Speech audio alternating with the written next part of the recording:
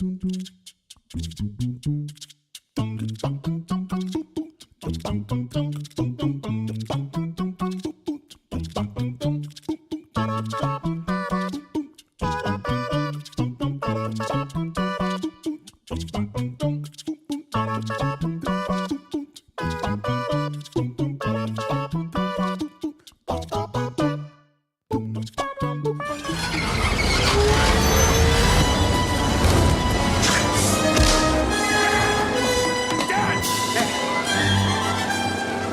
this archaeology? Get out of there, Dan!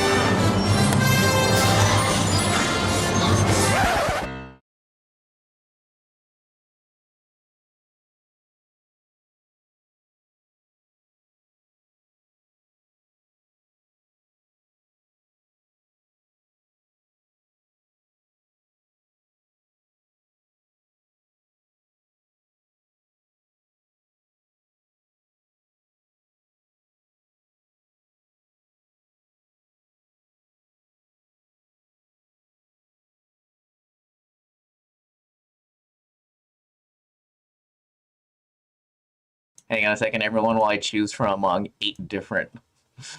Wait, really? Well, let's see. Yeah.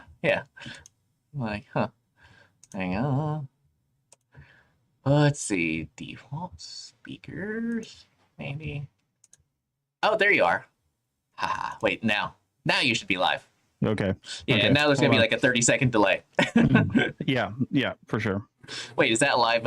Is that live view? There you are. Yeah, that's me floating over the town. Yes. Oh, by the way, this is probably not something to discuss on air, but did you hear that that the Reno air races are ending after next year? Well, they're not ending. They're just not going to happen in Reno anymore. Well, yeah, so that's what I meant. They could move them. Yeah, it is the national championship air races, not the, and they do call it Reno, but only because it's been here for the last 60 years. Yeah, it'll be, if they can, they'll try to move it to somewhere else, but it's going to be really, really difficult. And I don't think it's going to be in the Reno area. I think it's going to be somewhere else that does air races, because there's a couple other places like the Red Bull Air Racing Series. Yeah. They do air races in places, and they're probably going to have to move it to some place that does that because it's already, set up for it. So interesting. Yeah. Is it because of all the people who keep dying?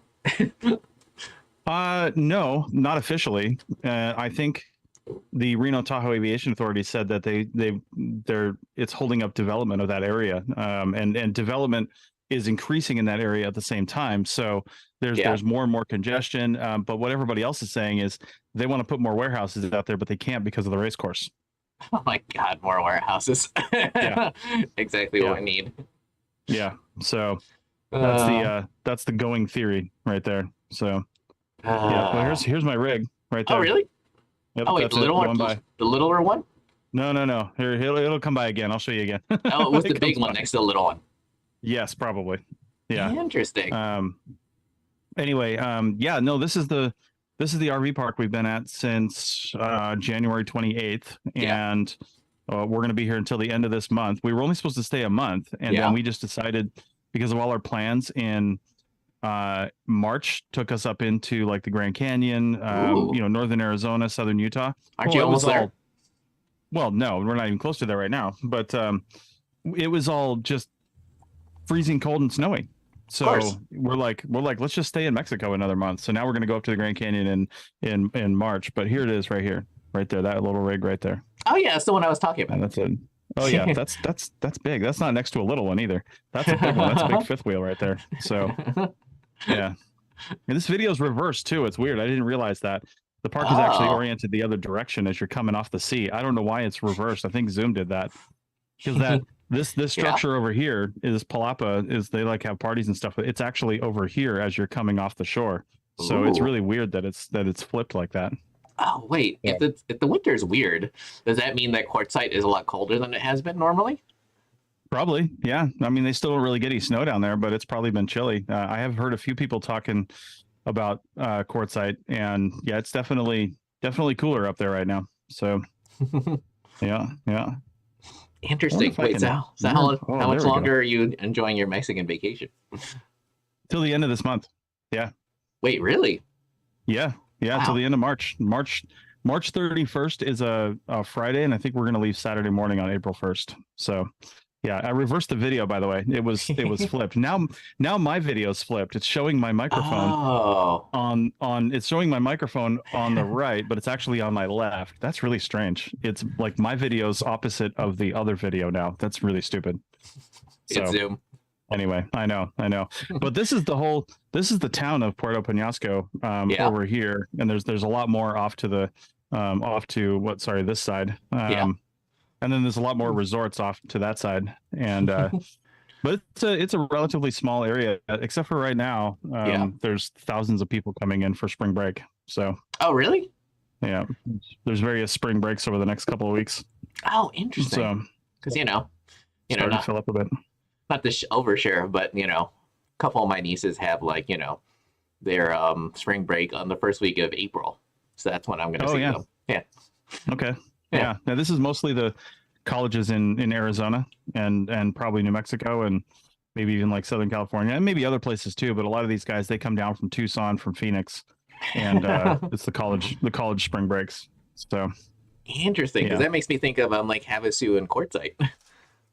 yeah. Well, Yeah. probably not Quartzsite for spring breakers because there's nothing to do there unless you own an RV. But yeah, Lake Havasu is big too. So yep. Interesting. So, So let's yeah. catch everyone up on what you've been doing over your winter. I mean, honestly, I'm sitting here looking at the Sea of Cortez out my front window of my RV, and it's been nice. We've had some really windy days. The storms that happen up in the U.S. really just translate into a bunch of wind down here. We've had a little bit of rain, but for the most part, it's been pretty nice. It's going to be 75 today for the high, and yeah, we're going on a bike ride this afternoon down to one of the beach bars, and it's just it's been nice. We work full time, Rachel and I do, of course. So we've been continuing to work and do our stuff. But Starlink is working great down here. And, Oh, really?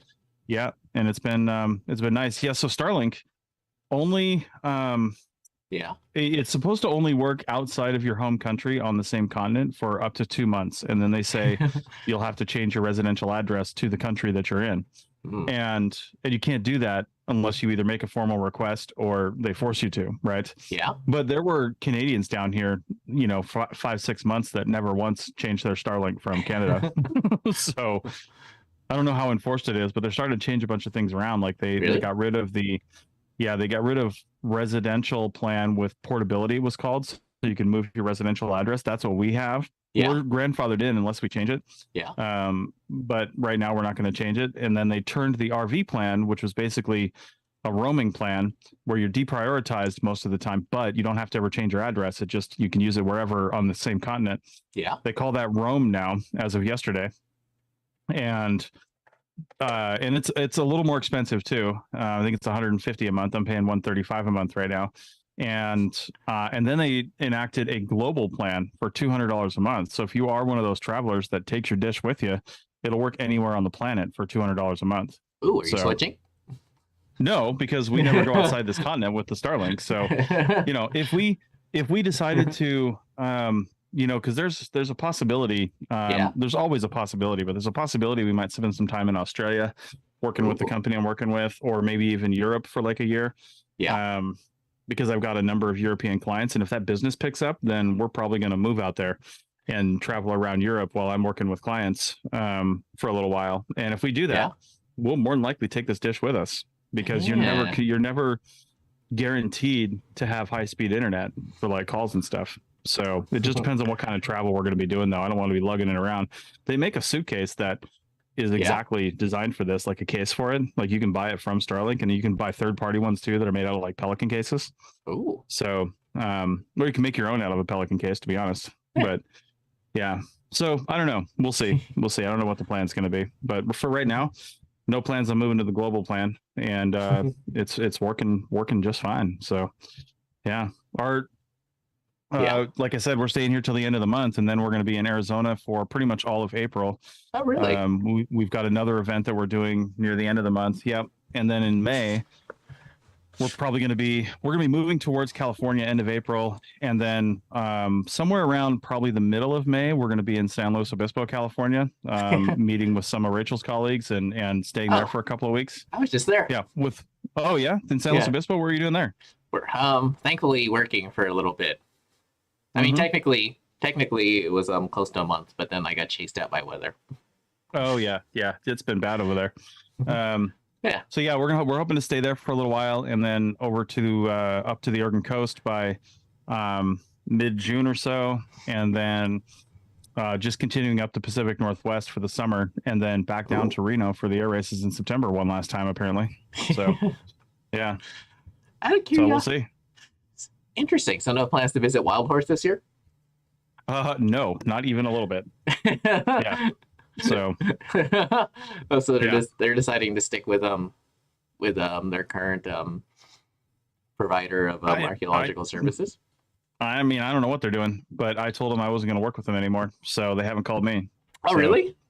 Yeah. It's just there's no there's no reason to. Like, it's not beneficial for me financially to continue doing the short project I was doing every year, because we got to change all of our plans to be there, for a weekend, and it just doesn't make any sense. You don't make enough money, to change all your plans and do that. So it doesn't make any sense. And they gave the big contract to somebody else. So there's no real reason to be there. So we're not going to do it. I think my time of doing archaeological field work, I never say never, but it's probably over. Yeah, probably not going to do it again, because I'm not seeking out those contracts. And now that the Archaeology Podcast Network is on a new hosting provider, as of December, that hosting provider is just changing the way that advertising works in podcasting. And we're more than likely within the next couple of months here going to have pretty solid advertising deals on all of our shows. Ooh. And our income is going to go from very little to potentially a lot in a very short period of time. And because we've seen other podcasts. Now, we don't have 1 million downloads a month on a show, but there's a true crime podcast they've got in there that does, when they hit 1 million downloads a month. Yeah. And they were not monetized at all. They had no advertising, no sponsorships. It was just two women doing this podcast, but it's true crime, so it got to be hugely popular. Of course. Well, they were one of the first ones to get in on this advertising deal, and they went from zero money a month to about $20,000 a month. Ooh. Off one podcast. Yeah. Now, we wouldn't hit that off one podcast because we don't have those kind of numbers, right? Yeah. But we do have about 100,000 to 120,000 downloads a month across all our shows. And that's one thing they're trying to change is, the big advertising deals, they only come down for the big podcasts that have a lot of downloads per episode, right? Yeah. Well, what they're trying to do is sell these big deals that say, well, you're going to get 100,000 hits on your ad in a week, but it's going to be across 40 shows. You know what I mean? So you're going to get the same reach, but we're going to use our algorithms to split it up for you, right? So they're saying the minimum number of downloads per episode for monetization is probably going to be around 500. Is that 500 downloads? Yeah, and all of our shows hit that. Yeah. So I mean, in fact, some of our shows might not hit that right away. They might take a few months to get up to there because they're only monthly shows and they don't have a big audience. But most of our bigger shows, we get that easy. The Archaeology show gets, 2,000 to 3,000 downloads per episode. Well, no, that's actually closer to, I think it's 2,000 to 3,000 in the first month, and then we're up to about 25,000 total downloads for the month across the whole show for just the Archaeology show. Wait, so when does everyone get their meal in a box kit? Hopefully you call in and support our advertisers. I don't know who they're gonna be. Or when does everyone talk about all the audiobooks they've been listening to? You know what? I don't even really care. And from what I understand, we're not going to be doing these host read ads right away. It's going to be it's just going to be ads that are inserted that we're not doing. Yeah, so you won't hear us talking about that stuff, but that probably will come down the line later on. So, and we should probably let people know this wasn't like a sudden thing. It's not like suddenly you just started the network like in December and suddenly there's all this money. And so, like, if you're a student thinking, I'm going to start a podcast in and be rich in like 3 months, that's not how it works. No, we hit our 8-year anniversary on December 1st, and we had 10-year anniversary of the CRM Archaeology Podcast, my oldest running show, last month. Yeah, So I listened to it. yeah, it's been a journey for sure. And I had all these plans to do something for the 10-year and just never did it. So yeah, Yeah, but it either way, happens. we're just continuing to plug away at shows. So it's Yeah. it's fun. Yeah, loving it. So what's your winter been like? You've been in the frozen either. I mean, usually Reno. Usually you get out of Reno and you're all right, but all Yeah. of California has been pretty much cold and under snow too. So how's your winter been going? Um, it's been well, I don't want to get myself into trouble, so I'll say it's been interesting. Mm-hmm. And um yeah, be careful what you wish for when you wish for full time, because sometimes some people call things full time that isn't actually full time. Well, yeah, there's Like different definitions of full time. like for instance, did you know that if you work for like a company that I was subcontracted to, you basically get your 40 hours even if you just sit there at your computer all day drinking coffee and watching your TV. Mm, right. Whereas Right. obviously over my winter, I've basically just been spending money and not getting anything in. Yeah. Yeah. So, There you go. you know, so I'm not gonna say any more other than it's been a long winter. Mm-hmm. Yeah, I bet. I bet. How's that weather been in Reno? It's been cold, warm, snowy. What is it doing right now? It's actually, it's been in December, it like around New Year's. It was like bad. Like, Mm-hmm. the winter, like it was like full on winter here, which is usually never Mm, happens.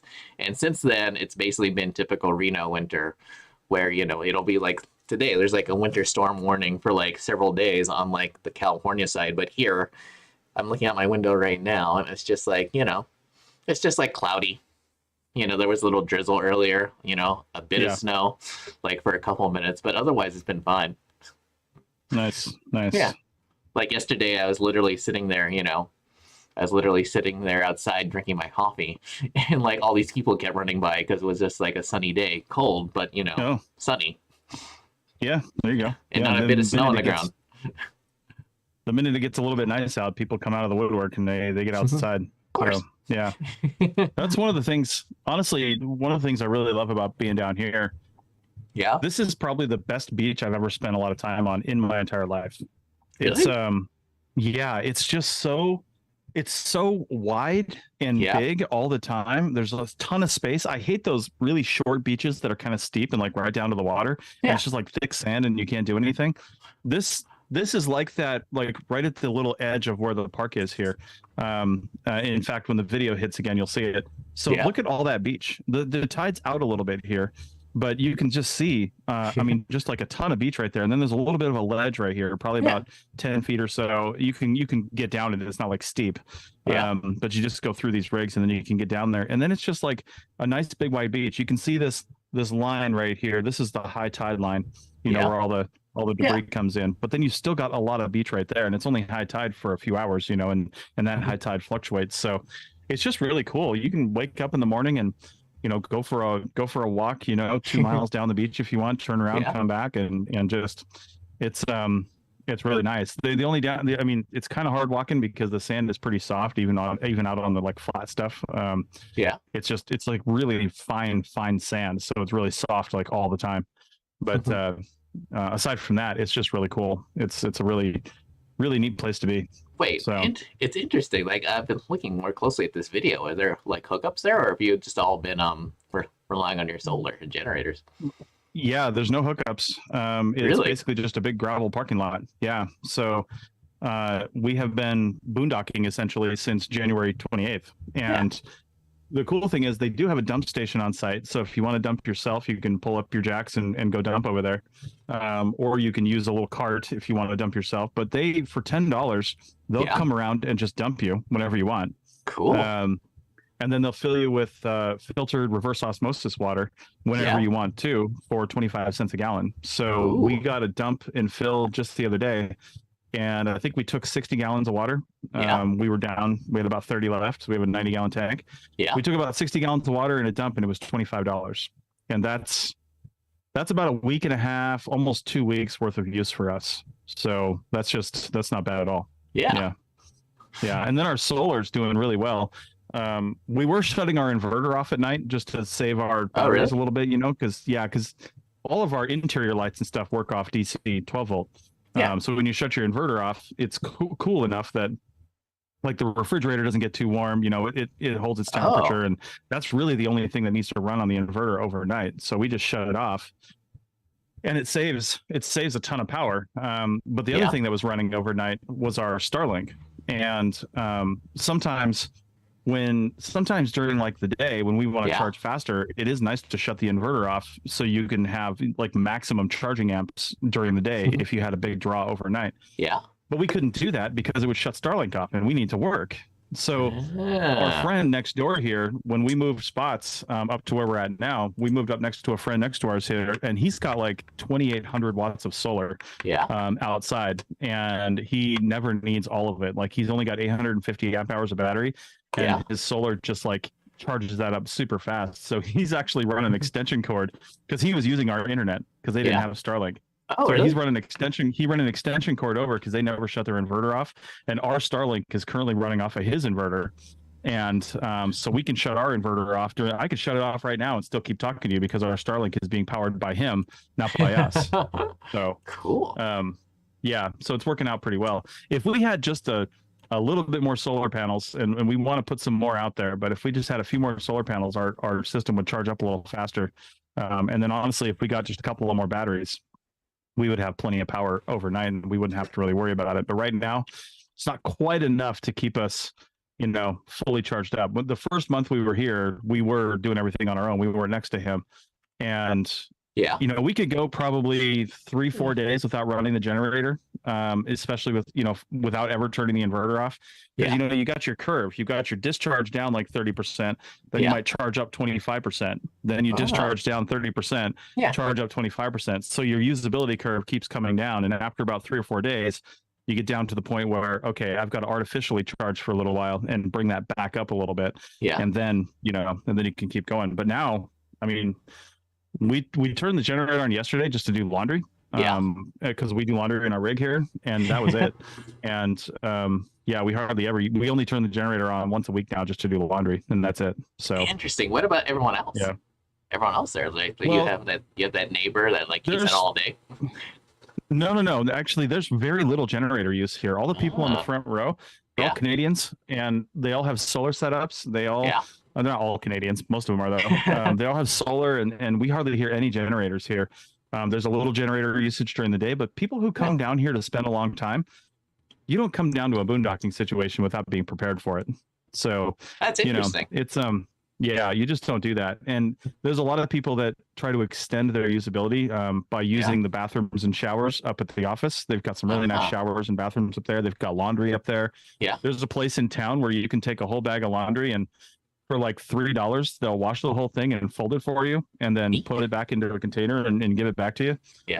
So there's lots of opportunity to just not use your own systems. And there's people that only get a dump and fill every 2-3 weeks because they're extending it out. So that's interesting, because if you believe every YouTube comment on a lot of these RV videos I watch, solar is completely useless and no one uses it. I don't know who would ever say that.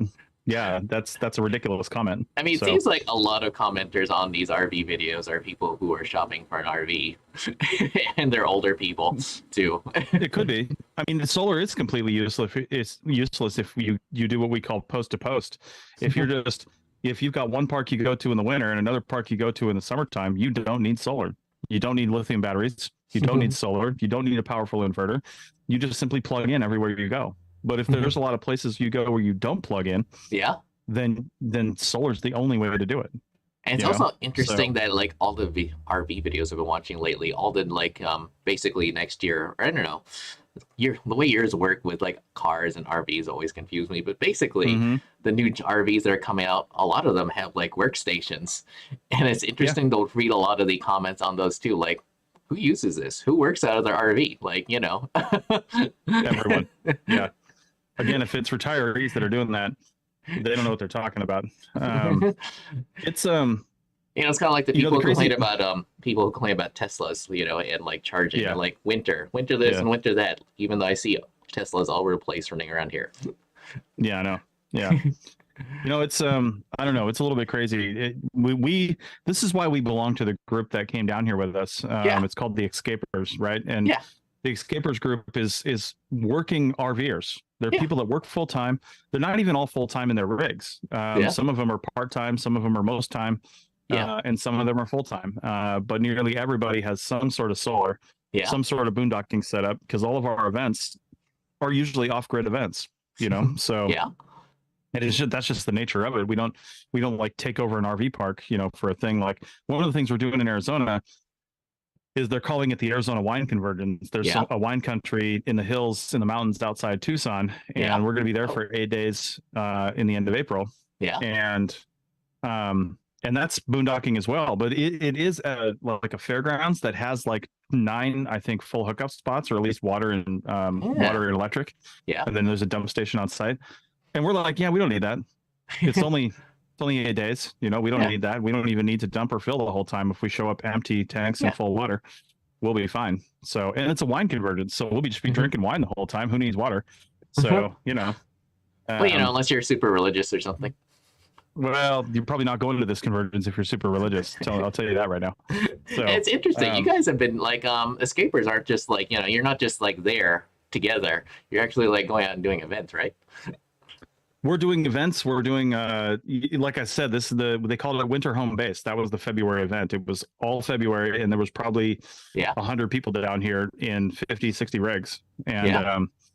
And yeah, it was, we got to know a lot of people. We made new friends, people we're going to meet up with later on in the year. And it's just really cool being down here with a bunch of just really different people, because that's kind of the thing about archaeology is, I mean, not that this is a bad thing, but like any job, you end up just hanging out with people who do that job all the time, right? Like a lot of your friends are archaeologists, and a lot of things you do are archaeology related. And for me, for a long time, it was like that. And then now, we've got friends who do things all over the map, like they just, whatever they want to do, all kinds of different jobs, but every single job that they have for the people that we know, they're all remote jobs. So, they're all remote work capable. That's why they're able to do this lifestyle. So, yeah, it's pretty cool. It's pretty cool. I highly recommend joining some sort of group or club. Yeah. If you do this. And what is that, Dave? Is that Dave? He says this is the first time watching us. Well, thanks. Yeah. Thanks. Yeah. So.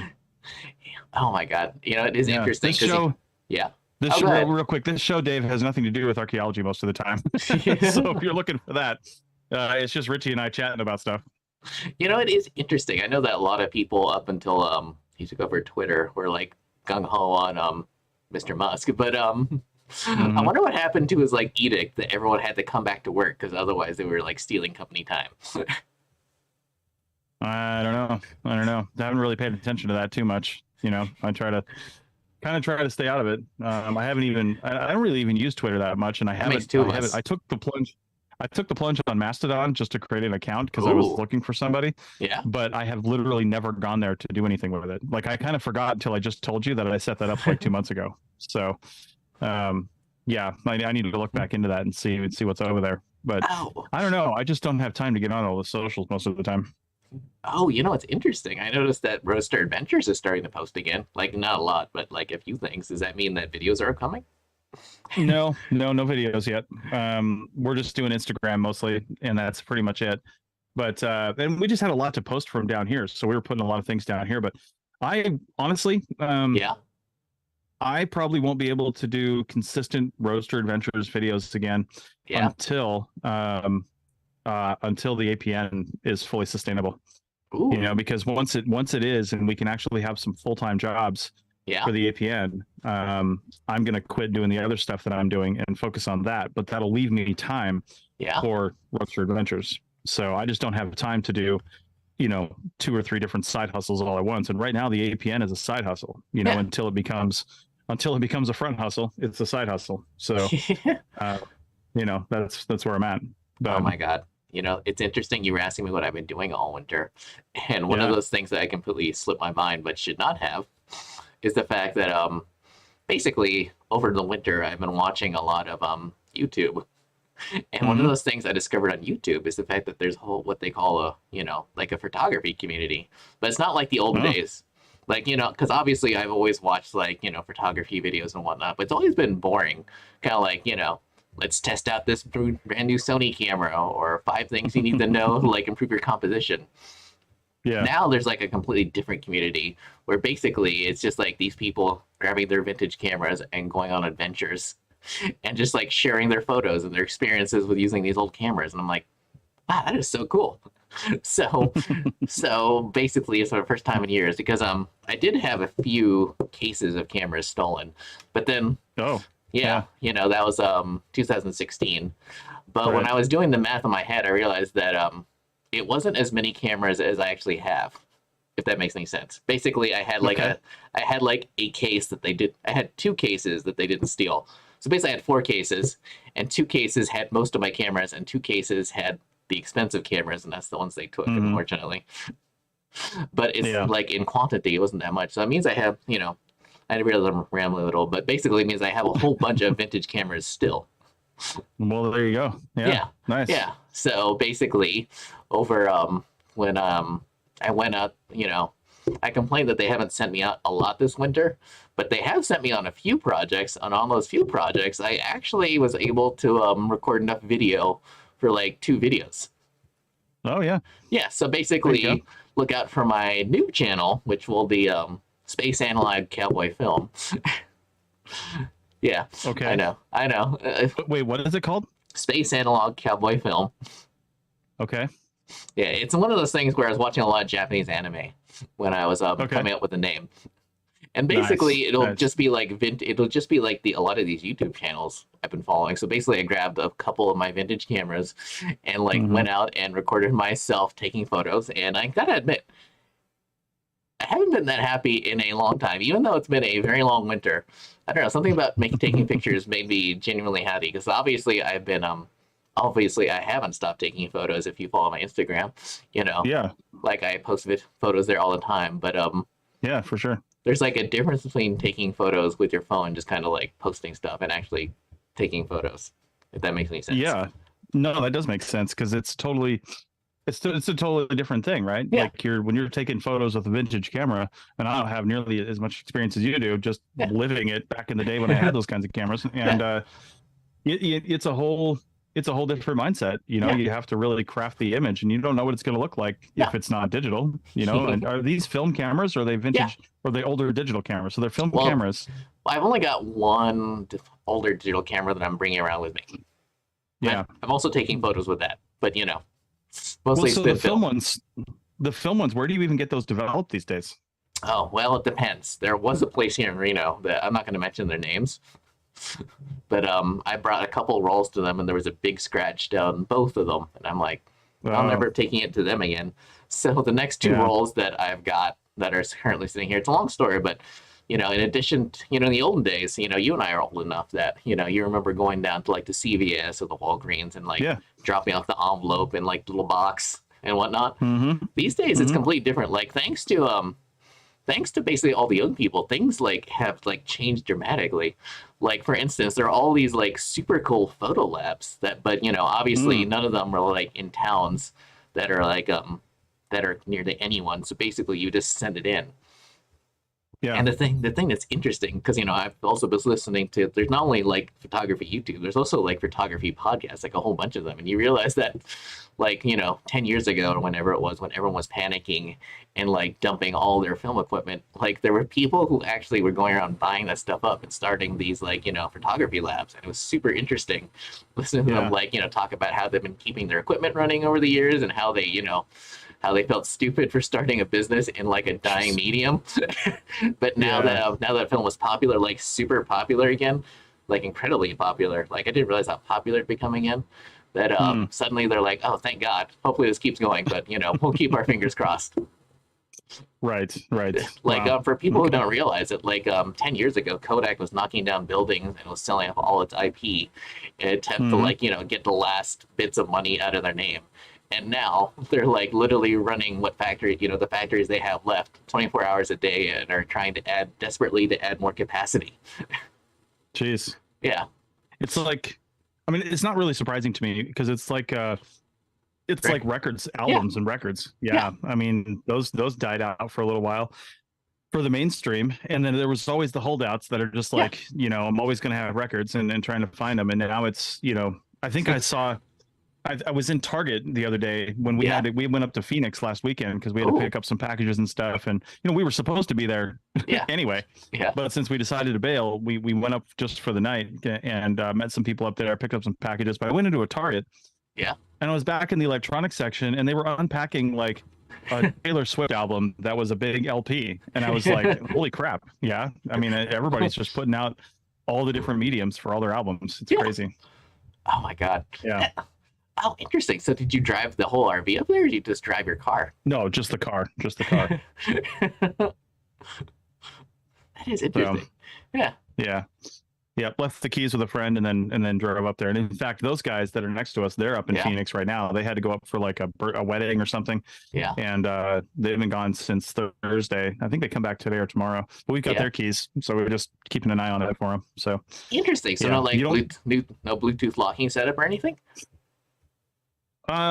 No, not usually on the RV. Sometimes they have like electronic key fob locks. That's what we have, but not like a Bluetooth. They do make those. Yeah. But the kind that is commonly made is a lock that fits on fifth wheels and trailers. They all have the same shape of lock assembly. Yeah. The ones on Class A's are a lot taller, and I've never seen a like Bluetooth compatible one for a Class A. I don't know why they don't make them. But it's mostly this. Yeah, it's mostly the other ones. Because it seems super cool. Because I was, obviously for people who are familiar with it, I am whatchamacallit. One of these days I hope to get an RV. But basically, all the trailers I've been looking at, they advertise their Bluetooth capabilities. Yeah, just send like a code. Just send like a code to your buddy, and they can open up and lock your RV.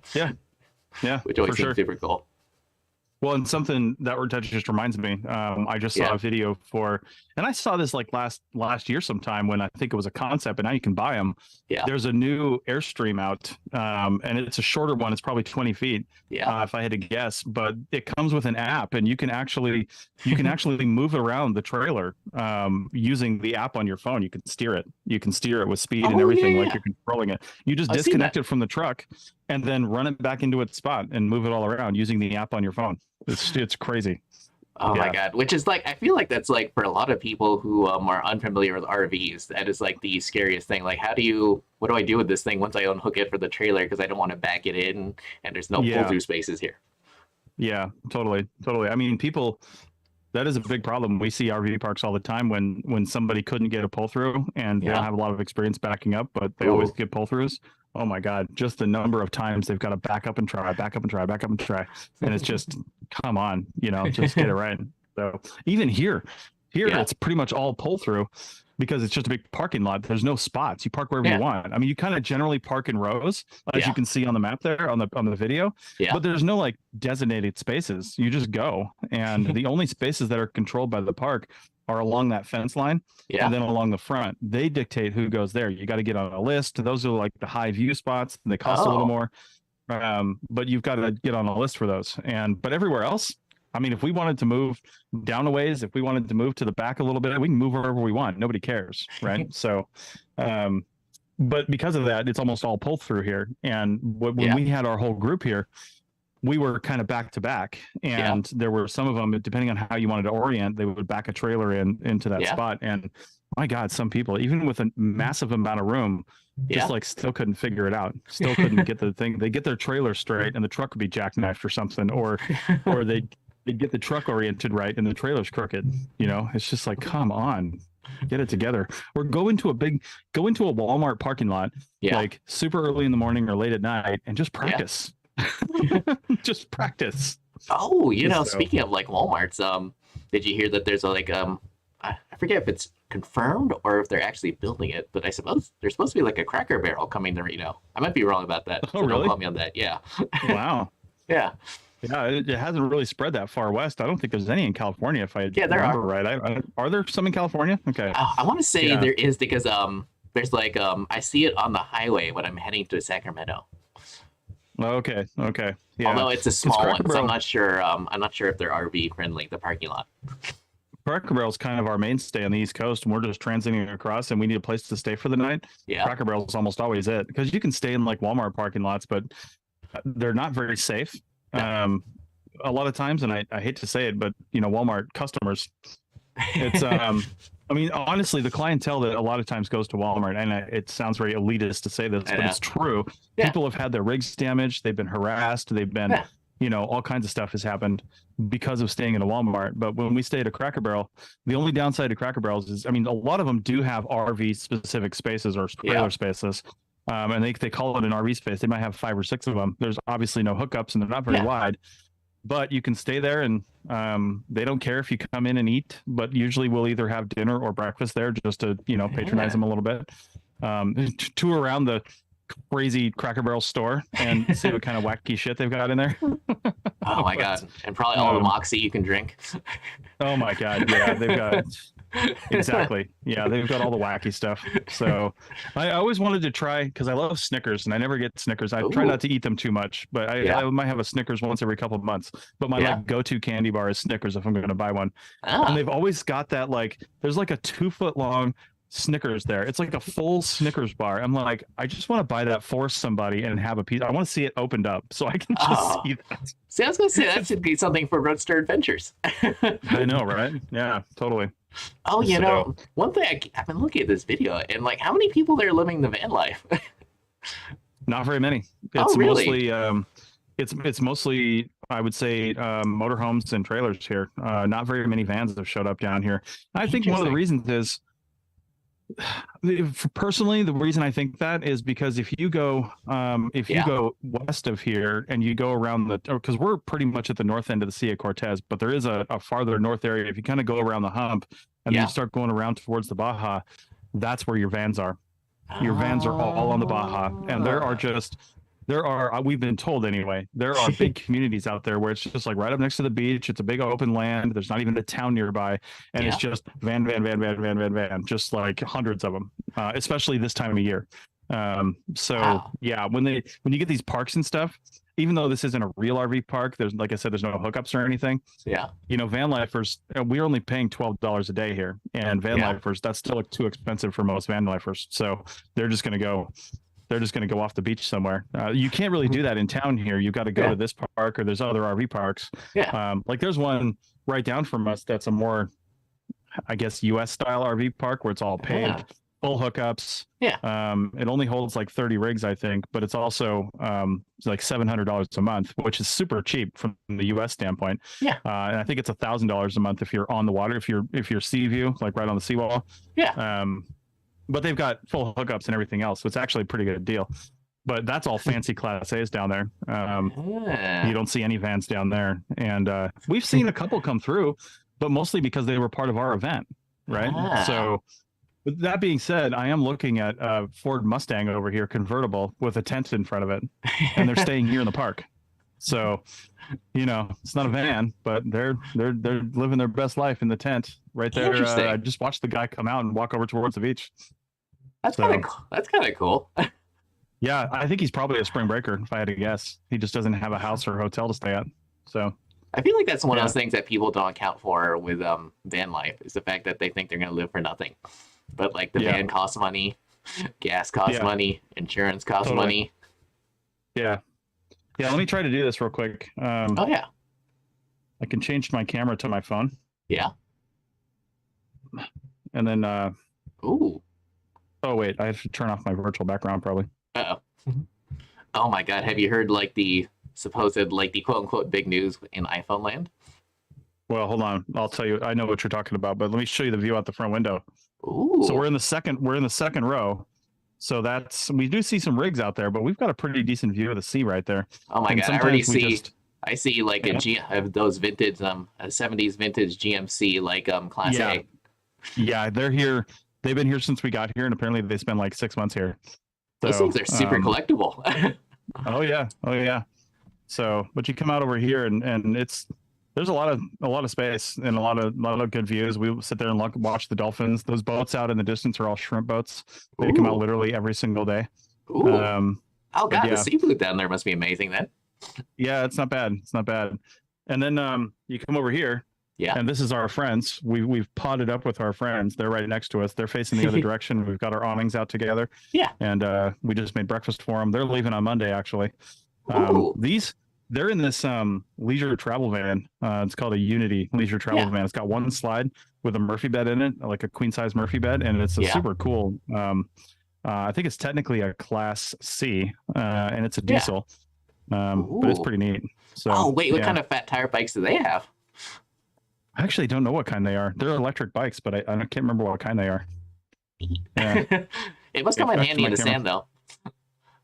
Oh yeah, it does. But even the beach sand, you don't see anybody riding out there because it's too soft. Really? So yeah, it's way too soft. But anyway. Wait. So before, because I was thinking of like the silliest upgrade ever, or it's not even an upgrade, but the fact that everyone's excited that the iPhone is coming in yellow for the first time since like the iPhone 11. I know. I think it debuted today, if I'm not mistaken. Today or yesterday. Yeah. Yeah. I don't know like why I that's listened such to a a big whole deal. podcast devoted to it. Yeah, for sure. So, you know what's interesting? Like obviously a lot of people on here might be familiar with Marquez Brownlee and his tech channel and how he's got like all these fancy cameras and like he's got like the special camera robot that programs in all the moves, you know, like all the camera movements. But people might not realize he also has a car channel, electric an EV channel. oh, nice. And the crazy thing about it is that he records it entirely on whatever phone he's got that week. So if he's testing this phone, you know, if he's testing a new Samsung S23 or whatever. And the crazy thing is that you can barely, you know, obviously other than the fact that he's obviously holding the camera, you can't tell the difference in like quality between his whatever phone he's testing that week and like his main channel, which I thought blew my mind. I mean, that totally makes sense because I mean, I don't know a lot about cameras that do video, like real dedicated video or SLRs that do video. I don't know a lot in the end, but it all comes down to what's the medium you're putting it on, right? And if you're not putting this on a 4K movie theater screen and people are watching it on YouTube on their phones or just on their computer, I mean, shit, you're not going to be able to tell the difference between any devices these days. You know what I mean? It's kind of like people who are like, I need like obviously we all know the person who like buys $1 bajillion worth of equipment for podcasting. Oh, and all you really need is like obviously they have the like the little USB devices that hook right up to your iPhone that like you know give you like a mic hookup, and that's or even just like you know, I'm not sure how good iPhone microphones have gotten, but I imagine you can probably just do a bare bones podcast just using your phone. I mean, you could, but that's the one thing I was going to mention that is the big upgrade people need to do with their video too is always audio. It's always audio. The audio is the downside to everything. We've seen so many good YouTube videos where they even did a decent job of editing, but the audio was just absolute garbage. And that's one of the things I don't like about our videos is we don't have great audio in our videos because we were using the GoPros and we didn't have external mics and anything like that.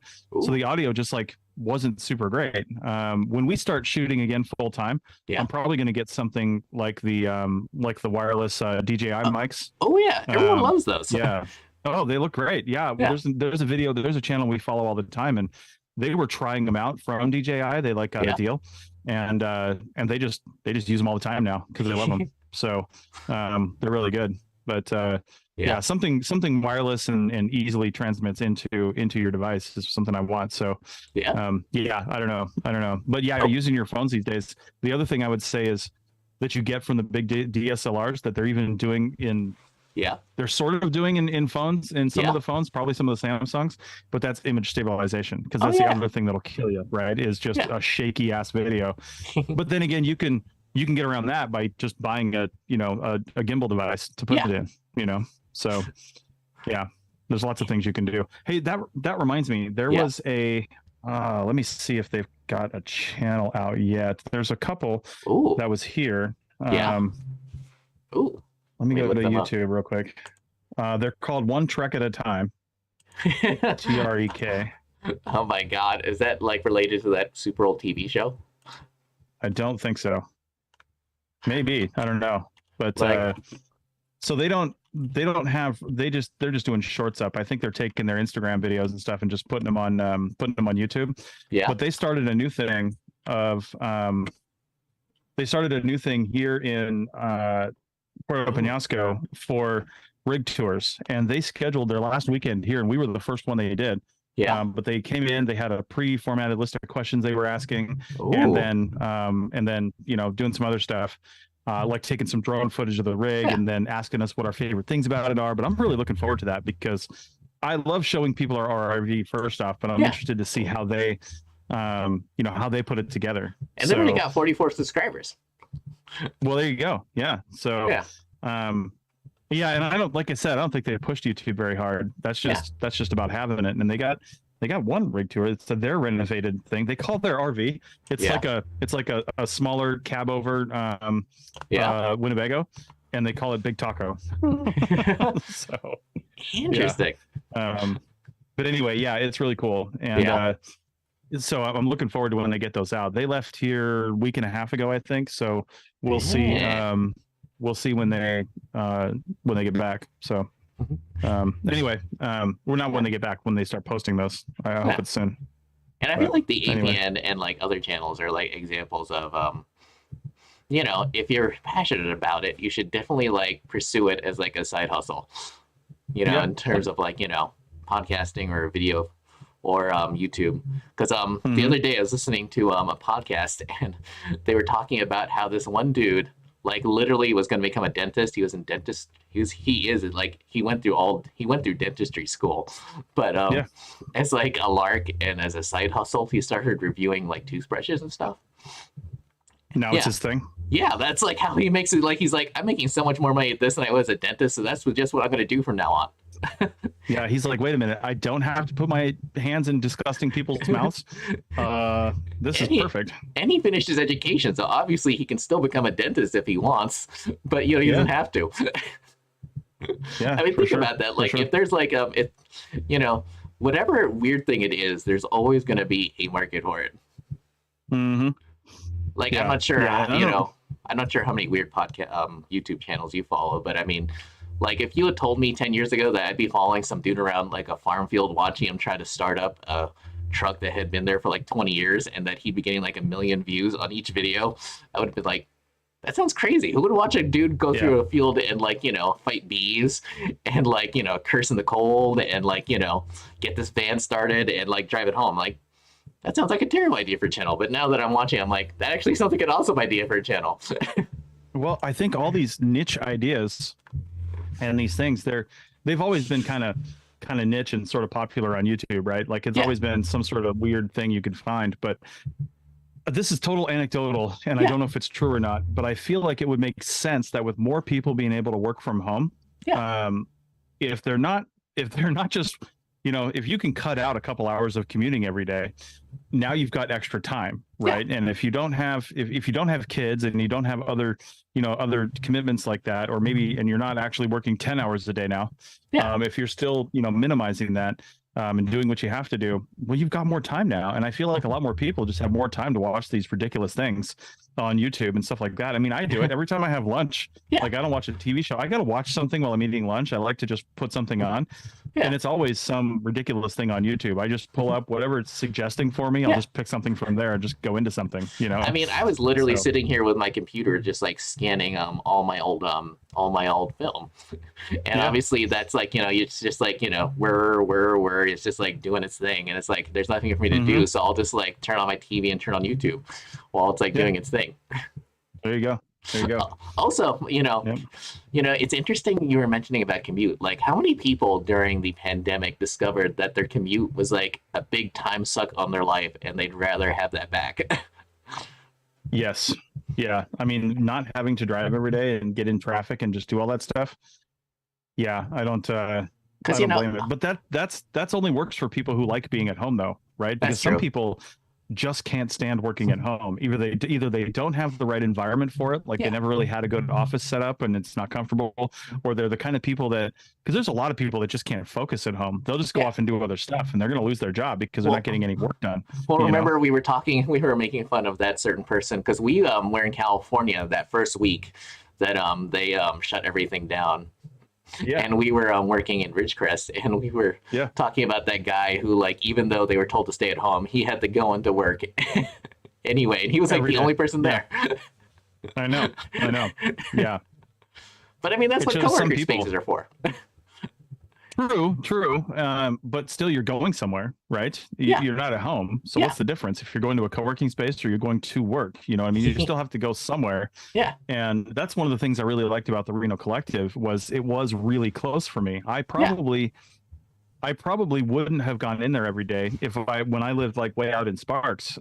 You know, I didn't go there because it would have been a 30-minute commute to get in there, and that's too much. I don't want to do it. You know, I don't want to fight the traffic and do the stuff. I'd rather just walk there. And you know, when I first joined it, it was literally around the corner from me when I lived downtown, and it was downtown. Yeah. And then that first year I was there, it was only there for like 6 months before they moved to further down the street, but it was still only like a mile away. It was easy walk. You know, it was like a 15-minute walk. And then when we moved to the other side of it, it was still, you know, I'd ride my bike there and I'd be there in 5 minutes. Yeah. So I loved that. I loved being able to be that close. And I'll have an office, I'll have a co-working space if that's the deal. And that's what I was mentioning. I can't remember if it was on the recording or when we were talking beforehand, but you know, there's always the possibility because I work for this Australian company, and I'm told by them constantly that if we move to Australia, there's a full-time job doing this there. Now I'm working full-time for them now pretty much, but I'm doing like implementation stuff. I'd probably be doing something similar in that space, but more in a leadership role if I were able to actually go there, because I need to be in the same time zone and all that. And they don't actually have, they have dedicated office space, but it's at a WeWork building in Sydney. Ooh. So they used to have their own building that was a couple floors. They had about 70 people working there. But when the pandemic hit, everybody started working from home, and they smartly did not keep that building. They got rid of it. And now they have a dedicated space that they own at a WeWork facility. Ooh. And I think it's only like 15 desks. And so people that want to come in, they just put themselves on a schedule in Teams, and they say, I'm coming into the offices today, because every once in a while people like to come in, and teams like to meet up every once in a while. Like there's implementation teams, there's dev teams, and, you know, once a week or once every couple of weeks, they want to go in and just have an office day, you know, and do that. So that's how they use that space. And it's a very, very clever use of that space. So I would love to be near there. I'd love to live in Sydney for a while. I've heard, as far as the rest of Australia goes, like there's offices in Perth, and there's over in Auckland in New Zealand, and Melbourne has an office. But yeah, New Zealand would be great. Yeah. But I feel like just being down in Sydney, and if I could live somewhere close enough to like walk to that WeWork facility and have an office there if I wanted to, would just be a really fun time. I keep telling Rachel, you know, people love summer. It's always the RVing community. It's always chasing 70, right? You're always chasing 70 degrees. So you're moving around. I want to chase like 50 degrees, like 55 maybe. Like I don't like it when it's warm. I like it when it's cold. And I told her, I was like, we got to go to Australia for summertime because it's their winter. Well, of course. Yeah. And then we'll just, when their summertime hits, we'll move back over here. Yeah. Well, you know, interesting. I remember you mentioned, like, for years and years, you were like railing against all the office space, all the money that CRM companies would waste on office space, and how the company we work for here effectively was sunk because someone insisted that we had to have lab space, which was never used. Yeah. Yeah. And it's like, I wonder if the pandemic has like changed anyone's minds, you know, or if it's just going to take like a complete generation change for like finally, because like, you know, obviously we know at least one company that basically folded due to retirement. Yep. You know, the one that sued you. Yeah, I know. They didn't really sue me. They wanted to. Yeah, they certainly did.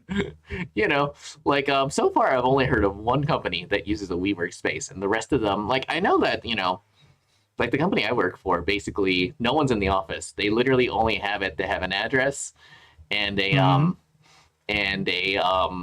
office and storage space. So basically a central place where people can go and like grab equipment. And it's like and this, even if everyone did decide to work in that office space, they wouldn't all fit. Because I've been there before. Right. There's like literally like 2 rooms. Oh, jeez. Yeah. And a closet. Well, I was just looking up WeWork in Sydney, and my God, there's a lot of them. I know WeWork had to close a lot of places here in the United States, but just in downtown Sydney alone, there's like 6 or 7 of them that come up as WeWork buildings.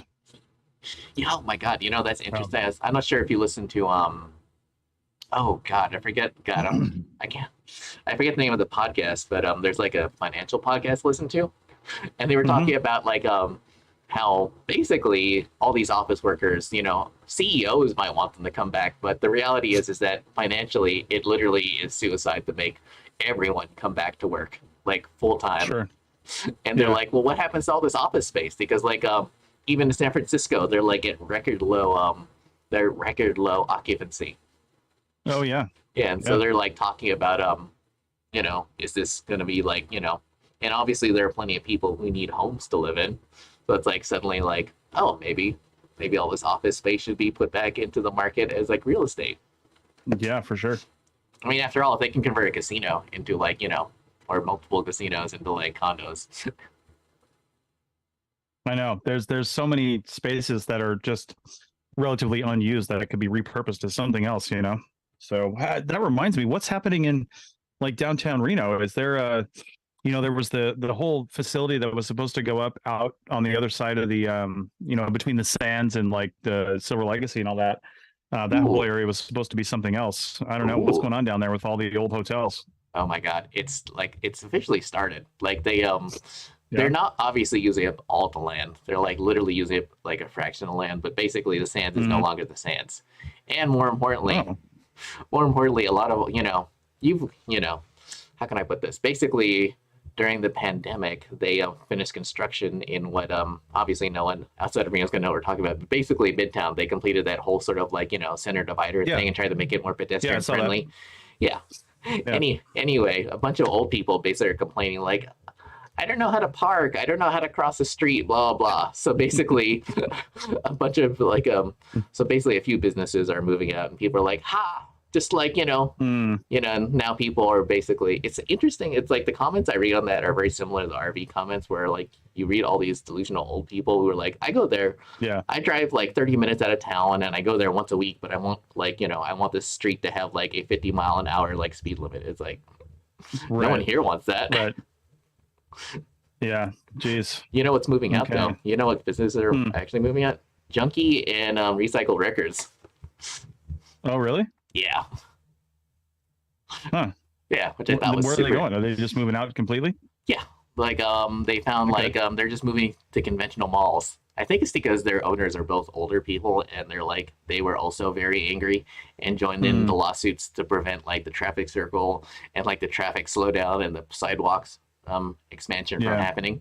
So they're like parking this and parking that. So now they're just moving. Okay. Yeah, I know. Wow. Oh my God, it's been so long since we talked.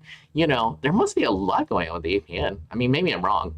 Or with at least Cultural Media. Like I saw that you guys had that conference that, and obviously we haven't talked, since then. It's not a conference. Oh, it's not? Not a conference, Richie. It's our cultural share event, is what we're calling it. So it's very much not a conference. You haven't seen any of them. We've done 2 of them now. You haven't seen them, right? Yeah, so the format is really great. Our next one's going to be in May. And Matilda Zebrecht from the T-Break Time Travel podcast is the one that's organizing and basically emceeing the event. And I'm on there to... Yeah, she just submitted her PhD. So there's no graduated with that kind of level. She just submitted her PhD. She'll have to defend it over the summer. Yeah. But that's what she's doing right now. And basically most of the work she has to do is finished, right? So that's pretty cool. But so and actually one of her recent interviews, I don't know if you saw it, was with the woman that's the front of the Vintage Archaeologist channel on Instagram. She always does those really cool, like, the vintage and settings. The vintage Egyptologist. Vintage Egyptologist, yes. Oh yeah, she's got a new book to promote. Episodes. Oh yeah. It was really good. Her husband is like a big Egyptologist as well, and they do all kinds of stuff together. So, and I'm not sure if I'm not sure if they're both at Harvard, but at least her husband's at Harvard. Oh yeah, I don't know. Oh my God. So anyway, yeah, the show is basically, Tilly comes on and I introduce Culturo and Cultural Share. Yeah. And then I introduce Tilly and she gets on and then she talks, for a few minutes, for maybe 10 minutes about the whole thing and what we're talking about. And just like she's doing a podcast, right? And she's just bringing up the subject. And then she brings on the first speaker, and she does basically like a mini podcast interview with the first speaker for like, 15, 20 minutes. Yeah. And then they have a short presentation that's usually no more than about 10 minutes long, where they'll go into something, that's on topic, of course. And then after that, during that whole time, in the interface that we use, Crowdcast, the people are leaving questions and voting them up, and having a chat on the sidebar, and I'm keeping that going.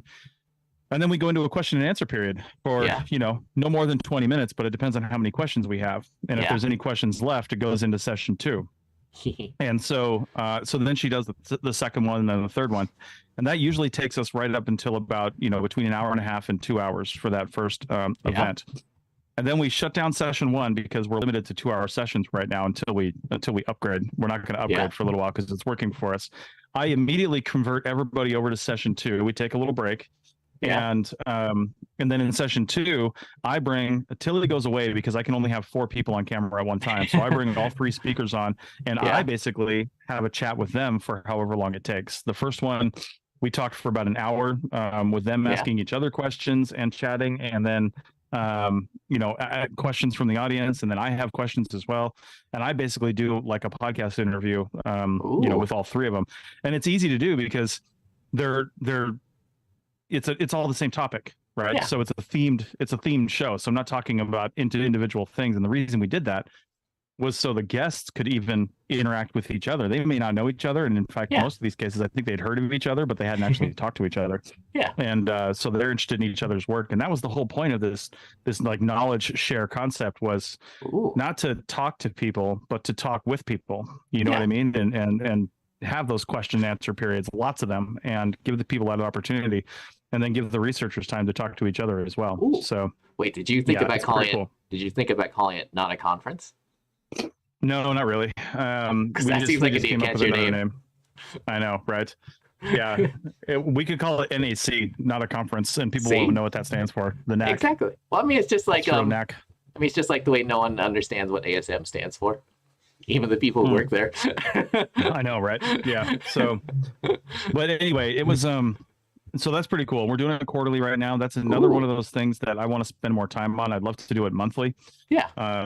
I'd love to have more tracks too. Like maybe we have an archaeology track that's monthly, and we have a cultural track that's monthly, and a bio track that's monthly. But we need people to run those things, and so we need money to do that. But if we picked up 1,000 members in this year, or the advertising takes place, and really does beef up like we wanted to on the APN, it's going to fund all these other ventures that we want to do. So neat. Yeah. So that's where we're at with the APN, is really beefing up those kinds of things and trying to get this advertising off the ground. So I know people don't like advertising, but I'll tell you what, if you're not going to become a member, and we're not going to be fully member supported, then we need advertising if you want us to keep doing this. That's just all there is to it. There's only 2 ways to make money in podcasting. Well, people always say they don't like advertising, and yet how many people buy stuff based on advertising? I mean, I only exclusively buy stuff based on advertising, usually social media. You know what I mean? Like I bought it's back there, I can't get to it, but I have a PlayStation 4 that I never play, right? And it sits back in the bedroom. I only have like a couple games on it that I like to play. One of them's a Formula 1 racing game. But I don't have the time to just sit there for hours, and I don't want to sit back in the bedroom or even on one of the other TVs up front here, and like while my wife is watching something else. Like we just don't do that, And so I bought this thing called the Backbone, and it's a controller that spreads out and then hooks into your phone, and then you use the PS Remote app, and as long as you're on the same network, I can actually run my PlayStation on my phone. And then use that Backbone controller as the controller. So it's pretty cool. And it also works with other games on your phone. But I bought that based on a Facebook ad that I kept getting trolled on. That's why I was in Target in Phoenix last weekend. So yeah, it was but yeah, so I kept getting trolled by that ad, and that was it. Like, we don't watch TV that has ads on it, Like, we watch Netflix and we watch HBO Max and we watch Hulu, and there's no ads on there. So wait, if you're watching HBO Max, does that mean you're watching the super popular show now? We just finished it last night. I know what you're talking about. Wait. Oh, wait. I didn't think they had the final episode of Last of Us. Oh no, we finished all the episode. We thought it was the last episode, then we realized the last one's coming out Sunday. Yeah. Yeah. So yeah, we've been watching. We just started watching it this week because we've been hearing so much about it. But it's really good. Yeah. So yeah, have you watched it? Well, I mean, I would if I had money for a subscription, thanks to my full-time job.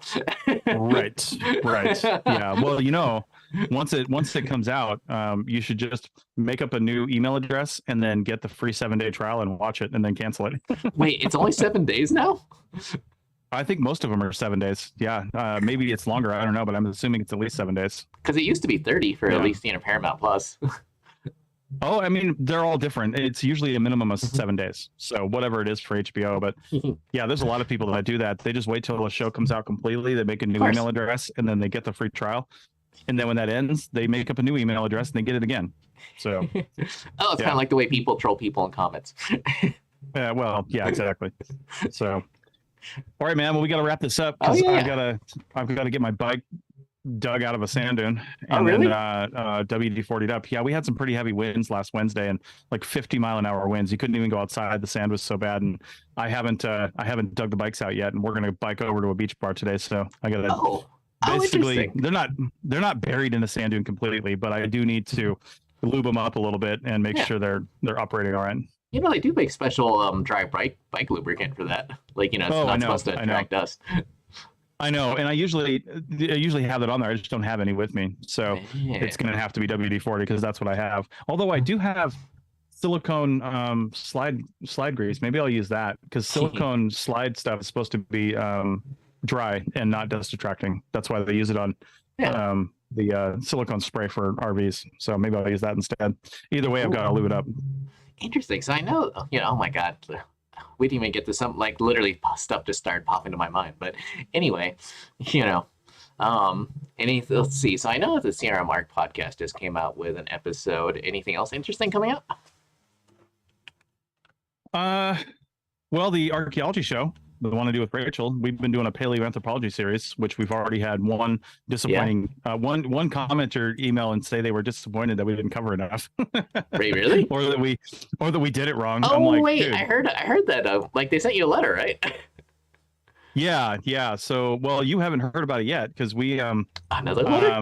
we released this. Well, so we were just released the episode last Sunday, the first one. I got an email 2 days ago. Or yesterday, I think, and then we recorded the second episode of that series yesterday, which comes out tomorrow. Yeah. But in that we talk about the letter, and he basically just said we didn't really touch on any new theories about human ape divergence, and we weren't really intending to begin with. I just kind of mentioned it, and then I mentioned the aquatic ape theory only because I know that it's still in textbooks. I know that it's still discussed, and I know you can still find out about it online, even though it's not something that's debunked. It was a theory that was postulated in the 60s that has now come way out of favor because people are like, well, that's probably not true. So this guy's like, why did you even mention it? I can't believe you gave airtime to the aquatic ape theory. And I'm like, well, because this is a show for the lay person who's never heard of this subject before. And if they go do their own research, they're going to hear about it. So that's the point of this show. This is not a paleoanthropology podcast. This is a high-level overview of the high points, and we're just hitting some of the major fossil discoveries. Yeah. I'm talking about some of my stories from being in Africa and doing this and what I know about the leakies and things like that. And we're going to do at least one more in this series, maybe two more. So we'll see. We're not quite done with the research on that yet, but I mean, we could do a whole podcast on paleoanthropology, so we just got to figure out where we want to stop. Oh my God, are we gonna hear another episode about guitars on oh God, oh my God, I can't. Pseudo-archaeology? Yes. We're gonna hear all about pedals or about guitar neck shapes or something. Probably not. Yeah, he got some criticism over that one, which he mentioned on one of his shows. So, I mean, I enjoyed it. I like guitars. Yeah. He had good reasons for doing that, but yeah, it was so anyway. All right, man. Well, I really do have to go now. So all right. Well, it's been good doing the show again. I don't even remember when the last one was. Have we had one in 2023? No, this is actually our first one. Ooh, and it's episode 115. Oh, there you go. Yeah. Nice. Ooh, Nice. so we might actually broadcast again at some point, maybe. For sure. It's been really hard down here because Yeah. we've either had some event that was planned on Saturday during the month of February. There was stuff that was part of the event planned on Saturdays. Yeah. And on Sundays, because all these people work, so they didn't plan stuff during the week except for in the evening.